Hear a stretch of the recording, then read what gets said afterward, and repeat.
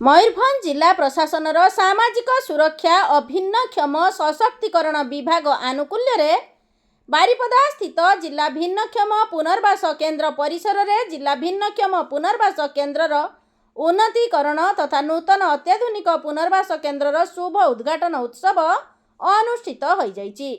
उक्त कार्यक्रम रे ओडिशार मान्यवर कैबिनेट मंत्री विद्यालय अगण शिक्षा अनुसूचित जाति और जनजाति उन्नयन संख्यालघु संप्रदाय और पछुआ वर्ग कल्याण सामाजिक सुरक्षा अभिन्नक्षम सशक्तिकरण विभाग श्रीजुक्त नित्यानंद गंड मुख्य अतिथि भावे जगदे उक्त केन्द्रर शुभ उद्घाटन करिसंती। कौन रही भिन्नक्षम पुनर्वासर स्थापना को नहीं मंत्री प्रतिक्रिया आसंतु शुणिनेबा।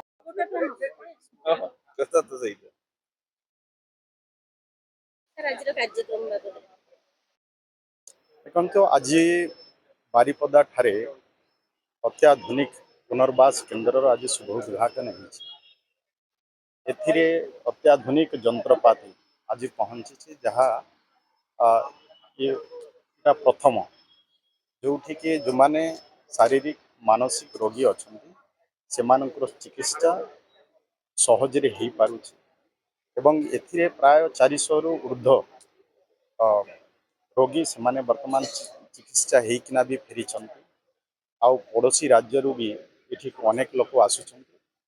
सरकार आगामी दिन रे नुआ नुआ जो पदक्षेप निया जाउछि योजना करा जाउछि जेमिति कि जो माने समाज रे जो माने भिन्नक्षम अछंती शारीरिक मानसिक रोगी अछंती सेमानकर भी उत्तम चिकित्सा हो पारिबो सेमाने भी समाज रे सम्मानजनक भाव रे सेमाने बंची पारिबे से सरकार उद्यम वर्तमान बारिपदा प्रथम करिकिना ये अत्याधुनिक जंत्रपातिर व्यवहार सहित अत्याधुनिक पुनर्वास केन्द्र आज उद्घाटन होती।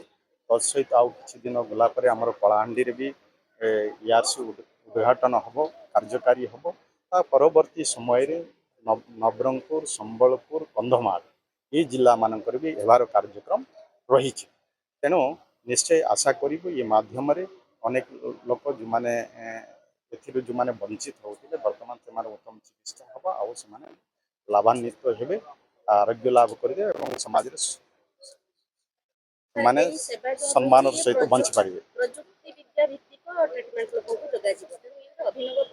निश्चय निश्चय मुझे जमीती कहूली ये जो अच्छी रोबोटिक मशीन माध्यम लोक करा जो हूँ प्रजुक्ति विद्या जंत्र से माध्यम रे आज आधुनिक जंत्रपाति माध्यम रे दिन को दिन जो चिकित्सा व्यवस्था रे परिवर्तन होची आज से सामाजिक सुरक्षा भिन्नक्षम सशक्तिकरण विभाग तरफ आज ये संभव हो पारे।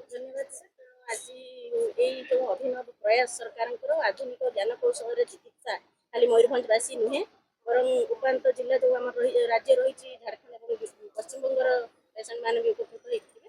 धन्यवाद।